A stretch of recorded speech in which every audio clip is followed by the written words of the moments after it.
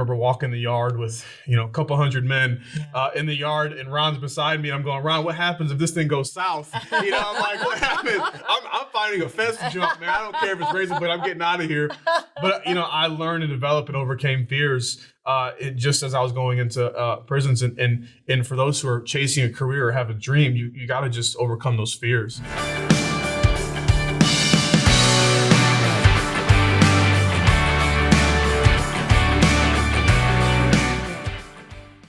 Welcome to TYRO TV. I'm Ron Tijerina. And I'm Cathy Tijerina. And today we have a special guest with us, Joe Silva. Man, we are pumped. We are excited. We are so excited to have Joe with us. We have a long-standing history with Joe that has lots of twists and turns. And so today we're going to talk about where he came from, why he's passionate about what he does today, and what exactly does he do today.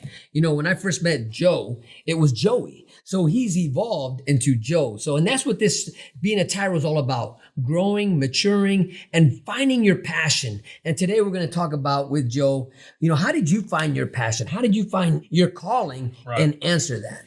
Yeah, the way I found my calling was really wanting to give back to people who kind of helped me and support me along the way. And then, when you find your purpose, there's always pain attached. And so my father being incarcerated when I was a young teenager had a tremendous impact on me. And so I had people, when my dad was gone, people come and just give gifts and provide support and be there and encouragement. And so, those people were critical in my life. And a lot of your staff and your team were a part of that, of supporting our family when went through that traumatic experience. So I just love to come back, help, support, and because there's a lot of men like my father who in bars needed help. And so I'm passionate to give people second chances and third chance, fourth chance to see them rise up to the occasion. Rise up. So let's start from now and then we'll go backwards. Okay. So what do you do right now? Yeah, so I'm the operations manager at Northwest State Community College. So in our workforce department is the main focus, and we provide workforce training for the entire region of Northwest Ohio for contractors, employees, Souders is involved, big manufacturing there in Archibald. Spangler Candy. We provide training for all their staff. So we upskill their staff. Wow. We provide support, and then the hard skill training. So electrical training, welding, pneumatics. We basically train people to build a workforce, but also build wealth for their families. That's a critical part of what we do, is help people build wealth and economy for their families. Well, I love what you said, upscale. No, not upscale, upskill. Upskill, yep. Upskill. And that's a powerful phrase right there. So you get to empower people to really dream again. Right. You know what, you're at a place in life, but let's see if we can take you to the next level. Yep. Absolutely. And that's where we see with TYRO and Northwest State, you guys provide for us that unique language to reach your demographic, to reach people, because their history, their paths, there's trauma involved. And so I see you guys as being experts working with that trauma. And then we're able to come alongside you and go, hey, we've got a person that's whole, that's ready, that needs a fresh start. We want to use our relationships, our training, our partnerships in the area to equip them so that when they're whole and healed, we call it shalom, peace. Then we can give them skills to take care of their families, feed their babies, get them clothes on their back, get them school supplies, provide dinner. That's the purpose of a parent, is to provide. So we want to support that parent that's saying, hey, I'm getting out, I'm excited, I'm renewed, I'm refreshed. I upgraded my lifestyle and want to help you with that. That's our goal. Yeah. That's wonderful. So who qualifies? So this is an incredible program, and I'm a huge advocate of it. But how do you get qualified to do this? Yeah, really, there's at Northwest State. So you don't have to. All you got to do is you apply. So if you apply, you're accepted. There's no requirements. Being a community college, we don't look at your GPA. We don't look at how you do on the ACT test. We basically look at, okay, can you apply for this? And there's no restriction to apply. It's a state funded program. You can apply and we'll get you rolling. We'll get you plugged in. There's a lot of scholarships and a lot of opportunities. So what programs we have right now? Got the EDGE program. The EDGE program basically trains you in welding, machine repair, electrical courses, and you become a master of all trades. That's what the EDGE program is all about, is become a master of all trades in industry. So every city has a factory. Manufacturing is 80% of our workforce right now. So we equip you to be able to have an industrial automation maintenance certificate, which is about an 8-month program. Costs about $8,500. The majority of my guys pay zero. When I say majority, mostly all of them pay $0 because we have a $4,000 scholarship just for applying through Choose a How First, which is a grant that the governor gave to impact the workforce. And then we're also going to help you walk through financial aid and get all the financial aid that you qualify for. So most what happened, which my experience in Northwest State, that's where I started. I went to school there. I got so much financial support that I was getting paid to go to college. So I'd get a $1,200 check every semester. Wow. And it's covered. And I'm getting this check that I use for my car. I use for a down payment for my first car and, books and meals. And so that's how we like to set it up. So we don't want you paying anything out of pocket. We know it's going to be difficult coming out, right? Got a lot of challenges. We want to really be a support system so that, man, maybe you get your whole college covered and then also you get a check after every semester to help you. That's the dream. That's the goal. And we've seen that happen time and time again. So let me ask you this. So when you run an individual who comes out, and he comes to sit down with a, I want to say unit manager, but in this case, it's a caseworker, right? Counselor, is that what they will help them navigate understanding their strengths, and their vision, or what they want to do with the rest of their life. Right. And so what you're setting them up is for a career, not just a job. Correct. That's a good segue. So you may be looking at it as like, okay, I need to make X amount of dollars. Well, and that's a job. A career, we want to help people see that you can use this skill, and as you upskill yourself, that allows you for better pay brackets, right? Better pay, better wages. When you can go to a company and says, I have this new electrical skill that I learned.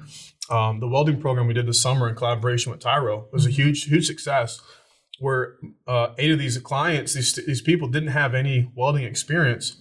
Give them 3 weeks. It was totally free for them. We just wanted to kind of bless them.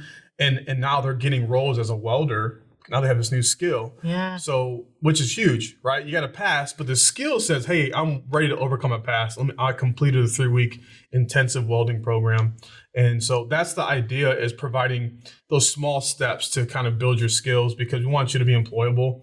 And we've got a lot of partnerships in this community. The employers are saying, hey, we want to bring, men and women in who have backgrounds, who deserve a second chance, but we're not sure how. So we're trying to start really trailblaze a new path in this area for people to be receptive to someone who has a background. Yeah. That makes sense. So that's the idea of our partnership, is let's provide a new pathway. So what you're talking about is second chance hires, where you're working with manufacturing companies that, why wouldn't a company want to hire somebody with a background? When we talk about that, the difficulty they have getting the interview is because the CEOs or the foremen or the supervisors of these companies, they're building a culture, and they're afraid that when a person comes out of this environment from penitentiary, they're going to disrupt that environment, that culture. Culture. And so what you're providing is also not only a place for them to come, but we're also navigating and helping navigate the fear factor that a company might be having hiring these guys. Because we, as TYRO at the Ridge Project, we walk alongside them as case managers and so forth to help navigate them as they deal with the things you face as an employee working for somebody. What people out who've never been incarcerated, who've never had this type of trauma, have experienced, right? I remember when I first came home, I didn't know what a cell phone was, right? And before I went to prison, I was never good at paying my bills on time, right? And so with these things, we help navigate with the guys and the women who come out of prison. It's okay, look, we're going to help you to set up a bank account. We're going to help you build up a great credit history. We're going to help you pay things off on time. And we're going to teach you how this is done, because this is all learned behavior. Absolutely. And with our relationship, working with the companies now that are willing to hire these individuals, we ensure the company, look, we're not going to just drop them off and walk away. Right? We're going to help you and help them navigate so that they are an asset to your company, that they stay healthy, and they help navigate any type of situation. In prison, they call it the day room. In a factory setting, it's called the break room, right? And I think, some background, I started as a youth facilitator when I was 18. Cathy gave me a shot. Been TYRO for a long time. I met my now wife of 16 years. I met her, and she was, on staff with you as a youth facilitator, after school program, and she kind of invited me to be a part. Didn't know what it was. Showed up, and my job as a volunteer was just to love students, encourage them, be an ear, and that's where I kind of fell in love with the Ridge Project. I felt like you guys were genuine, right? You know how to reach people, you know what they need, and I think that was a really learning curve for me, because I was on the receiving end, and so I was learning, okay, how do you give back? How do you, and so that's kind of where I started, and to see where we're moved forward to now, and how now we're set up to really make a big impact. So those young at-risk youth that needed a father figure, an uncle figure, they're seeing that impact, and still I have students all the time that will just talk to us, and I actually proposed to Desiree at one of those after-school programs. That just came to my mind. I asked her, I go, what's your dream proposal? She goes, in front of my students. And so we did that at the after-school program. And 16 kids. And so those 16 kids that were there, they still will tell us that. I remember that moment, and it's a fun memory, fun moment. But the Ridge Project has impacted my life tremendously, and just to be able to serve and be a part is really awesome. And we're really on the front of being able to continue to help families. And I think that's what I see with you, both of you, is you just want to help families, not just dad, not just mom, but the kids. And you have that holistic approach, which is, for me, is easy to partner with. For TYROs out there who are looking to get a second chance, those TYROisms that you're going to be embarking on and learning through the workbook, and those TYROisms, they're not just sayings, but they're principles of discipline. You got to lock in. You got to practice those TYROisms while you're incarcerated. You got to practice those TYROisms while you're on the phone with your spouse, with your loved ones, with just the guards. Yeah. Right. I think you mentioned something, Ron, that really impacted me. That I just echoed when I was going into prisons was, you got to practice what you want to be permanent. You got to practice in here so that when you get out, it's permanent. You're not practicing anymore. It's just a part of who you are. And that has been something I've echoed to men and women that have come that are facing incarceration. So I want to honor you guys and just say, thank you for allowing me to be a part as an 18-year-old, youth facilitator, and as I went and taught in prisons with Ron, and it was those are one of the most memorable moments of my career, is being able to be in those gates and be in that environment. I remember walking the yard with, a couple hundred men in the yard, and Ron's beside me. I'm going, Ron, what happens if this thing goes south? I'm like, what happens? I'm finding a fence to jump, man. I don't care if it's razor blade, I'm getting out of here.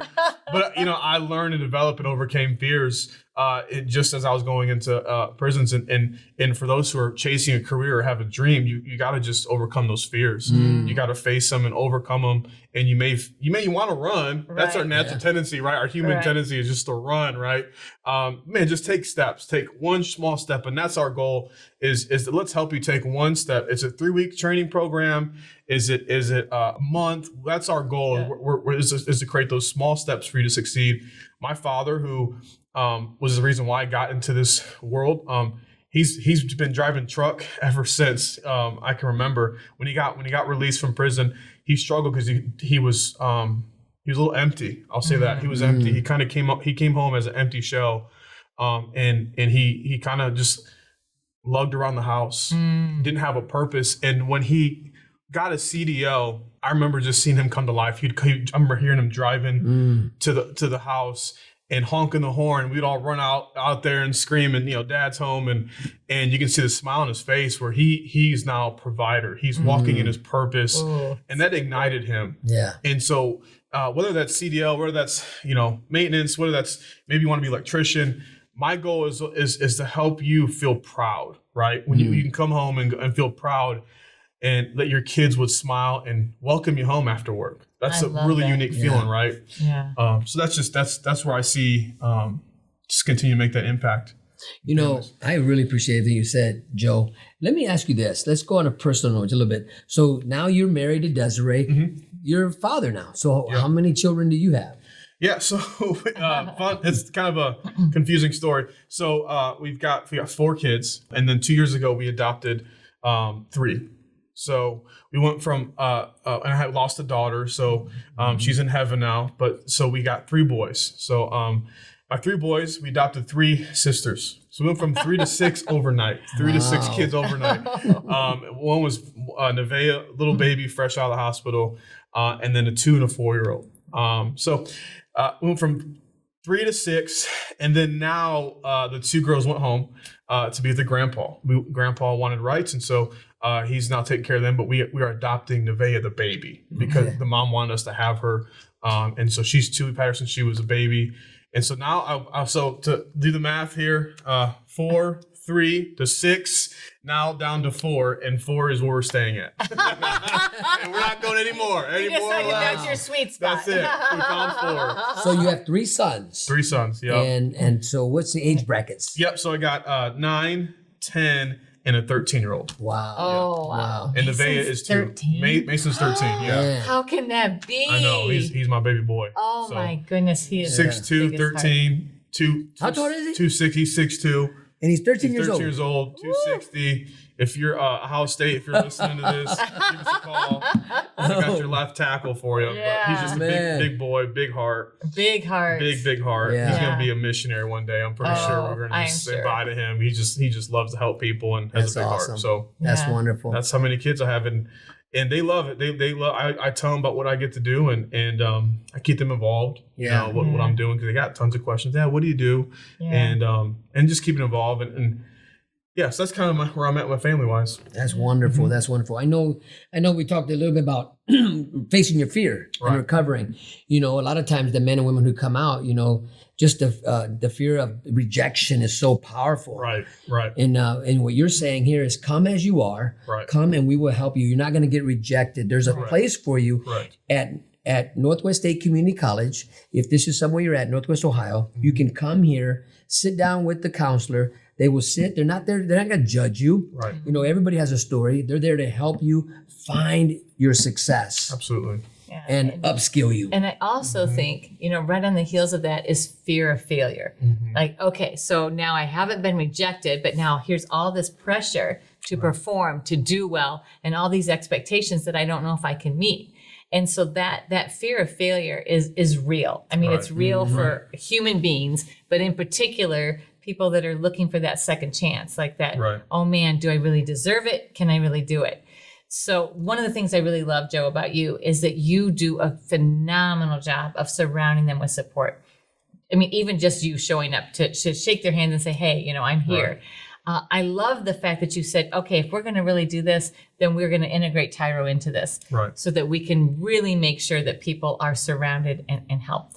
But tell me what your long-term plan is. So you've got these programs that you've implemented that are great, and people are going through this 3-week. They're going through this 8-month program that's getting ready to start. And what's your ideal? If you think about what's your dream for the future? Man, my dream. That's a great question. For me, with where men and women we're going to be reaching, my dream is to see really just families. Packing those seats. We had the little TYRO event, the amazing TYRO event at the Mud Hen Stadium, right? We had about 300 tickets to give away. I envision more families being a part of that. And one of our graduates from the welding program took his family there and brought his brother. And to see him, he just came out of a 3-year stint and just trying to rebrand himself, right? I envision just hundreds of families coming out of incarceration who are becoming the dads that they're supposed to be. That's my vision. And my vision is to see those dads find purpose. And so whether that's a program with us or just to have purpose, to be able to provide or be that dad they've always wanted to be, right? Because talking about fears, becoming a great dad takes a lot of overcoming fears, right? Because you don't want to be a dad that leads with fear, right? You don't want to have your decisions based off of fear, and you want to be based off of momentum. Like, how can I create momentum for my family and not be reactive? And so that's my heart, is to see, was the young man that came, just that was the start of seeing families come, because like his kids came to the college, his wife came to the college.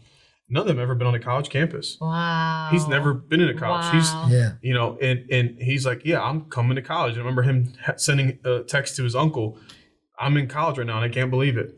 Man. And it's like, yeah, it doesn't take much, but you're right, Cathy, you nailed it of when you hear the word college, I mean, so many fears come in your head, like college, what do you mean? Well, college is more than just writing papers. It's getting a welder in your hand. It's getting a mask on, that welding mask on. It's picking up a tool. Like there's different ways to learn. And so that's my heart, is to see hundreds of families in the next few years build wealth for themselves and rebrand themselves. Yeah. So, that's awesome. I just heard a great word from somebody, one of our colleagues, and he was talking about protecting the brand and the business.